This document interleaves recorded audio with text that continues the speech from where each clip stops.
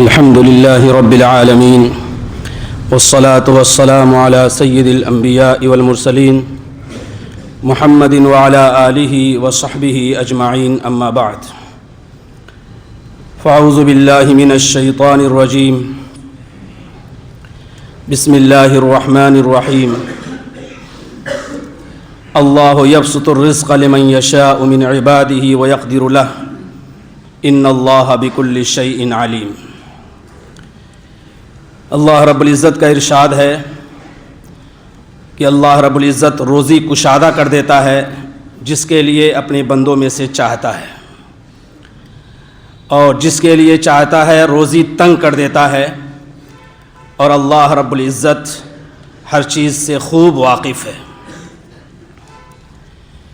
اسلام کا ایک اہم شعبہ معاملات ہے، اور معاملات میں بھی مالی معاملات کی بڑی اہمیت ہے۔ رزق حلال کی تلاش اور کسب حلال کرنا یہ معاملات میں بنیادی حیثیت رکھتا ہے۔ حلال روزی تلاش کرنا یہ انسانی ضرورت بھی ہے، بلکہ دیکھا جائے تو شریعت کی روشنی میں ایک فریضہ ہے۔ سورہ جمعہ میں اللہ رب العزت نے واضح طور پر فرما دیا ہے کہ فَإِذَا قُضِيَتِ الصَّلَاةُ فَانتَشِرُوا فِي الْأَرْضِ وَابْتَغُوا مِنْ فَضْلِ اللَّهِ، کہ جب نماز پوری ہو جائے تو زمین میں پھیل جاؤ اور اللہ کے فضل کو، اس کی روزی کو تلاش کرو۔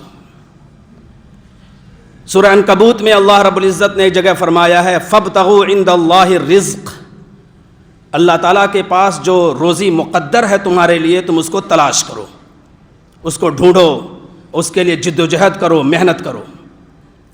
اور شعب الایمان کی ایک حدیث میں واضح طور پر فرمایا گیا ہے کسب الحلال فریضۃ بعد الفریضہ، کہ فرض نماز کے بعد سب سے اہم فریضہ یہ ہے کہ انسان حلال روزی کو تلاش کرے۔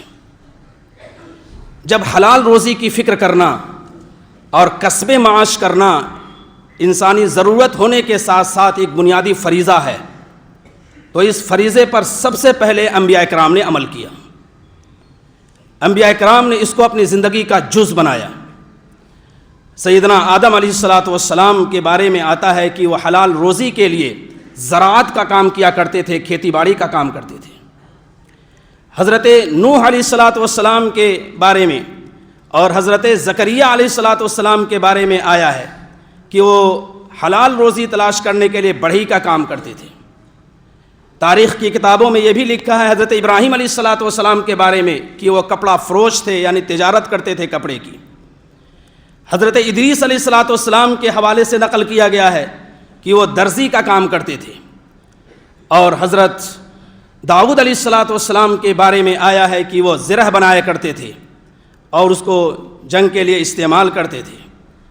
اس طرح سے انبیاء اکرام کی زندگی میں اگر ہم جاتے ہیں اور ان کا جائزہ لیتے ہیں تو پتہ چلتا ہے کہ رزق حلال کے لیے اور تلاش معاش کے لیے انہوں نے جائز طریقے اختیار کیے ہیں۔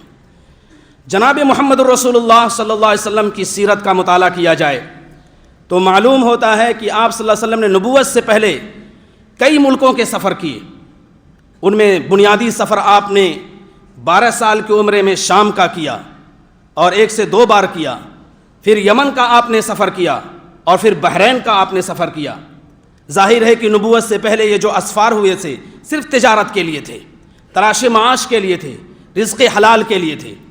صحیح بخاری میں کتاب الاجارہ میں جناب محمد الرسول اللہ صلی اللہ علیہ وسلم کا یہ قول نقل کیا گیا ہے کہ ہر نبی نے اپنی زندگی میں بکریاں چرائی ہیں، اور میں نے مکے والوں کی بکریاں چند سکوں کے عوض یا چند روپیوں کے عوض میں نے چرائی ہیں۔ اس سے معلوم ہوتا ہے کہ کسب حلال اور تلاش معاش کی فکر میں رہنا یہ دنیاوی کام نہیں بلکہ عبادت ہے اور ایک بڑے فریضے کی ادائیگی ہے۔ جناب محمد رسول اللہ صلی اللہ علیہ وسلم سے مربوط رہنے والے جو صحابہ کرام تھے انہوں نے بھی اس پر خوبی کے ساتھ عمل کیا، اور زندگی کا کوئی پہلو اور کوئی گوشہ انہوں نے اس سے خالی نہیں رکھا۔ سیدنا ابو بکر صدیق رضی اللہ تعالیٰ عنہ کے بارے میں سیرت کی کتابوں میں لکھا ہے کہ مقام سنح میں کپڑوں کی ان کی تجارت تھی اور وہ اس کی فکر کیا کرتے تھے۔ حضرت عمر فاروق رضی اللہ تعالیٰ عنہ کے بارے میں آیا ہے کہ وہ بھی کپڑے کی تجارت کیا کرتے تھے۔ حضرت عثمان غنی رضی اللہ تعالیٰ عنہ کے بارے میں آیا ہے کہ بنو قینقاع کے بازار میں کھجور کی خرید و فروخت کیا کرتے تھے۔ اور حضرت علی مرتضیٰ رضی اللہ تعالیٰ عنہ کے بارے میں آیا ہے کسب معاش کے لیے روزی کے انہوں نے مزدوری تک کی ہے تاکہ حلال روزی میں حاصل ہو جائے۔ حضرت عبد الرحمن ابن عوف کے بارے میں واضح حدیثوں میں آیا ہے کہ انہوں نے پنیر کی تجارت شروع کی اور اللہ تعالیٰ نے ان کی تجارت کو اتنا زیادہ بڑھایا کہ وہ مدینے کے سب سے مالدار لوگوں میں شمار کیے گئے۔ تو اس سے معلوم ہوتا ہے کہ اسلام میں تجارت کرنا اور معاش کی فکر کرنا کوئی بری چیز نہیں ہے، بلکہ عین دین اور ایمان کے تقاضوں کے مطابق ہے۔ لیکن اسلام ایک معتدل مذہب ہے۔ اسلام افراط اور تفریط دونوں حدوں سے دور رہ کر ایک درمیانی راہ ہم کو بتاتا ہے۔ دو چیزیں ہوتی ہیں، ایک ہے اباحیت۔ اباحیت کا مطلب ہوتا ہے کہ ہر چیز کو انسان جائز سمجھ لے، حلال حرام جائز ناجائز غلط صحیح کچھ فکر نہ ہو، اور پھر پیسہ پیسہ پیسہ اسی کے فکر میں رہے۔ اس کی شدت کے ساتھ ممانعت آئی ہے قرآن کریم میں بھی اور حدیث میں بھی اور دیگر چیزوں میں، بلکہ واضح انداز میں کہا گیا ہے کہ عمل صالح کی توفیق اسی وقت ہوگی جب انسان حلال روزی کا اہتمام کرے گا۔ اگر حلال روزی کا اہتمام نہیں ہے تو کبھی بھی عبادت میں، تلاوت میں، ذکر و اذکار میں، اللہ تعالیٰ کی طرف رجوع کرنے میں کبھی طبیعت نہیں مائل ہوگی، اس کی طرف طبیعت نہیں متوجہ ہوگی۔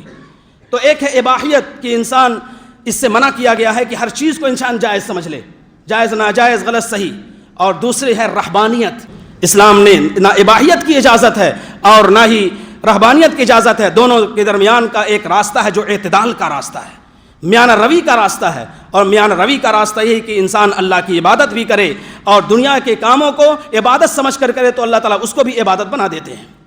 بہت سے حضرات کہتے ہیں کہ ہم تجارت کرتے ہیں اور تلاش معاش کی فکر میں رہتے ہیں، لیکن جیسے لگتا ہے کہ برکت اٹھ گئی ہے۔ تو یاد رکھیے کہ روزی کے فیصلے زمین پر نہیں ہوتے، اللہ رب العزت ہے رزاق کون ہے، پوری کائنات کا رازق ہے۔ روزی کے فیصلے آسمان پر ہوتے ہیں، اور یہ بھی ایک حقیقت ہے، دو چیزیں ہیں جو انسان کو تلاش کرتی ہیں، ایک موت اور ایک روزی۔ موت پیچھے رہ جاتی ہے، انسان کو روزی مل جاتی ہے، انسان کو کھانا مل جاتا ہے۔ تو روزی رزاق اللہ تعالیٰ پوری کائنات کا رزاق ہے، کوئی بھی جاندار اس کا دنیا میں موجود ہے تو اللہ تعالیٰ اس کو روزی عطا فرماتا ہے۔ تو روزی کا جو فیصلہ ہوتا ہے یہ صرف حکمت اور دانشمندی کی بنیاد پر نہیں، یہ سعی و کوشش کی بنیاد پر نہیں، بلکہ اللہ رب العزت کے فیصلے کا اس میں بڑا دخل ہوتا ہے، اگرچہ کوشش کی بھی ایک حد تک اس میں گنجائش ہے۔ دوسری بات یہ ہے کہ اللہ رب العزت نے لوگوں کے فرق مراتب رکھے ہیں، وہ رزق کو تقسیم کرتا ہے، کسی کو زیادہ دیتا ہے، کسی کو کم دیتا ہے، اور یہ اس لیے تاکہ وہ آزمائے۔ نحن قسمنا بینہم معیشتہم فی الحیات الدنیا، ہم نے کسی کو امیر بنایا، کسی کو متوسط بنایا، کسی کو مالدار بنایا، یہ اس لیے تاکہ ہم کبھی لے کے آزماتے ہیں اور کبھی دے کے آزماتے ہیں۔ تو یہ اللہ رب العزت کی طرف سے فیصلے ہوتے ہیں۔ لیکن اس کے علاوہ بھی اگر ہماری کوشش جاری ہے روزی کے حوالے سے، اور اس کا حکم بھی دیا گیا ہے کہ کوشش کرنی چاہیے، اس کے باوجود بھی ہمیں برکت نظر نہیں آ رہی ہے، تو کچھ معنوی طور پر، اندرونی طور پر ایسی ہدایتیں بتائی گئی ہیں یا ایسی رہنمائی کی گئی ہے جن کے کرنے سے انشاءاللہ روزی میں بہت برکت ہوگی اور اللہ رب العزت کی طرف سے خیر کے دہانے کھل جائیں گے۔ ان میں سب سے پہلی بات یہ ہے ایمان اور عمل صالح۔ رزق کے جو اسباب ہیں، رزق کی جو کنجیاں ہیں، ان میں سب سے پہلی چیز ایمان اور عمل صالح۔ من عمل صالحا من ذکر او انثی وهو مؤمن فلنحینہ حیاتا طیبہ، جو بھی ایمان لائے گا اور نیک عمل کرے گا، خواہ مرد ہو یا عورت ہو، تو ہم اس کو پاکیزہ زندگی عطا کریں گے، ایسی پاکیزہ زندگی کو محتاج نہیں رہے گا۔ اور قرآن کی ایک دوسری آیت میں من اعرض عن ذکری فإن له معیشۃ ضنکا، جو ایمان اور عمل صالح سے اعراض کرے گا اللہ تعالیٰ اس کی زندگی کو تنگ فرما دیں گے۔ تو ایمان اور عمل صالح کو مضبوط کرنے کی ضرورت ہے، روزی کی پہلا سبب ہے، پہلی کنجی ہے۔ دوسرا ایک تقوی کی زندگی۔ اگر انسان احتیاط کی زندگی گزارتا ہے، تقوی کی زندگی گزارتا ہے، تو اللہ تعالیٰ غیب سے اس کے لیے ظاہری اسباب کے ساتھ ساتھ جب اس کا بھی انتظام ہوگا تو غیب سے اس کے لیے انتظام فرمائیں گے۔ وَمَن يَتَّقِ اللَّهَ يَجْعَل لَّهُ مَخْرَجًا وَيَرْزُقْهُ مِنْ حَيْثُ لَا يَحْتَسِبُ۔ اب اس میں یہ سب باتیں آ گئیں کہ حلال کا اہتمام کرنا ہے، حرام سے بچنا ہے، اور اس کے علاوہ مشتبہ چیزوں سے بچنا ہے، دھوکہ دہی نہیں ہے، امانت داری کا لحاظ رکھنا ہے، سچ بولنا ہے، یہ ساری چیزیں اس میں آ گئی ہیں۔ تقوی ایک بنیادی لفظ ہے۔ اور تیسری چیز ہے شکر الہی، اللہ کا شکر جس قدر ہم ادا کریں گے اسی طرح اللہ رب العزت ہمیں نعمتوں سے مالا مال کر دیں گے۔ اور ایک آخری بات یہ ہے کہ قناعت کی زندگی۔ قناعت یہ ہے کہ انسان چاہتا ہے یہ حاصل ہو جائے، یہ حاصل ہو جائے، اس کی تمنائیں اور اس کے جو ارمان ہیں دنیا میں کبھی پورے نہیں ہوں گے، وہ تو ایسے ہیں کہ بس قبر کا گڈھا ہی اس کو پورا کر سکتا ہے۔ لہٰذا ایسے موقع پر ہمیں قناعت بھی کرنی چاہیے۔ حدیث پاک میں آیا ہے کہ اللہ تعالیٰ جس کو پورے دن صحت و عافیت کے ساتھ رکھیں اور ایک وقت کا کھانا دے دیں اور اطمینان کی زندگی نصیب فرما دیں تو گویا کہ دنیا اس کے لیے جمع کر دی گئی ہے۔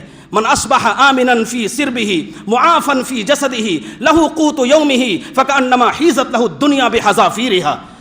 ایک وقت کا کھانا مل جائے، اسی کے ساتھ عافیت کی زندگی نصیب ہو جائے، پھر اللہ تعالیٰ نے گویا کہ اس کی تمام نعمتیں اس کے لیے جمع کر دی ہیں۔ تو یہ تمام باتیں ہیں کہ ظاہری اسباب کے ساتھ ساتھ باطنی اسباب کی فکر کرنی چاہیے۔ تقویٰ ہے، ایمان اور عمل صالح ہے، شکر کی زندگی ہے اور قناعت کا اہتمام ہے۔ اللہ تعالیٰ ہمارے لیے روزی کے دہانے کھول دیں گے۔ وآخر دعوانا الحمدللہ رب العالمین۔